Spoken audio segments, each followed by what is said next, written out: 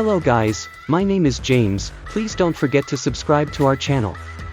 Episode 3 of The Longest Night begins with us outside, as Ruso's group approaches the fire truck. Up on the rooftop though, Hugo happens to be watching.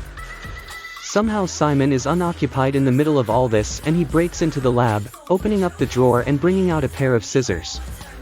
I mean, out of all the people who should be watched here, why is Simon alone? Anyway, he begins stalking Nuria, intending to take her out given she knows all about his identity. Simon stalks through the hallways alone, while Nuria teams with Said and Javi to try and find a way out.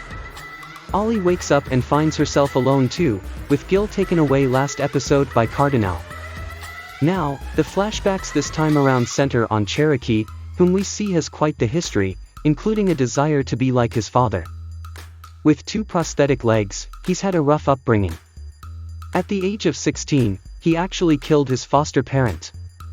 He's a pretty dangerous inmate, but he also has a soft spot for Manuela too. When a creepy inmate called Rubio gets too close to her, he pounces and knocks him out.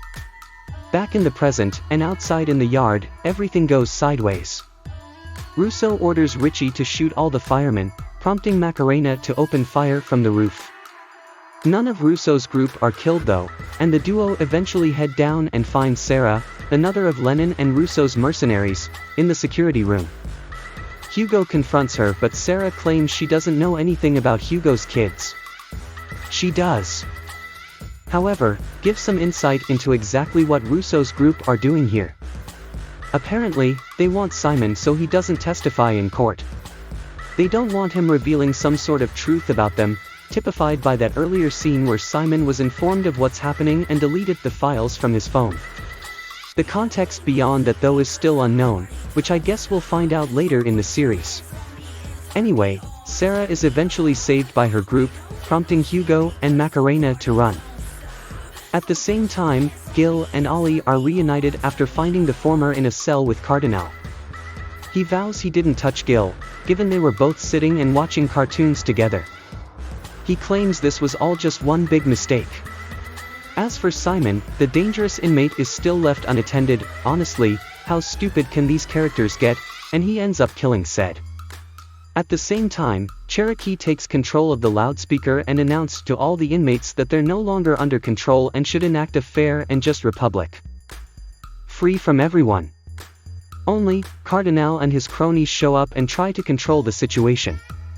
Instead, Cherokee kills the guy in cold blood, calling him a pedo and crushing his skull. After, Cherokee organizes the rest of the inmates, intending to find Hugo's kids so they can use them to negotiate with the police. Unfortunately, it doesn't take long for him to find the pair.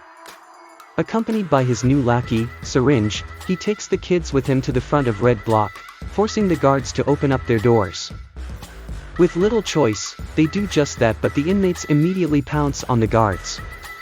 Meanwhile, Ruso organizes his troops for round 2, while Hugo and Macarena eventually find Simon, with blood spattered up the walls. Simon tells Hugo matter-of-factly that he needs to get in touch with those who have taken Laura by 1 AM, which is about 4 hours away in terms of in-show time, otherwise she'll die. As we soon find out, Laura survived her car crash and wakes up to find herself in the smashed-up car. Upside down. She manages to squeeze free and tries to find help. Laura scrambles for a car that stops by the side of the road and manages to get a lift from them. Only, they happen to be part of all this and a woman pops up from the back seat and sedates her. As the episode closes out, Ruso manages to break into the green block and prepare to attack, while the guards, led by Bastos, prepare to defend their position upstairs. At the same time, Cherokee continues to throw his weight around, intending to take over the prison.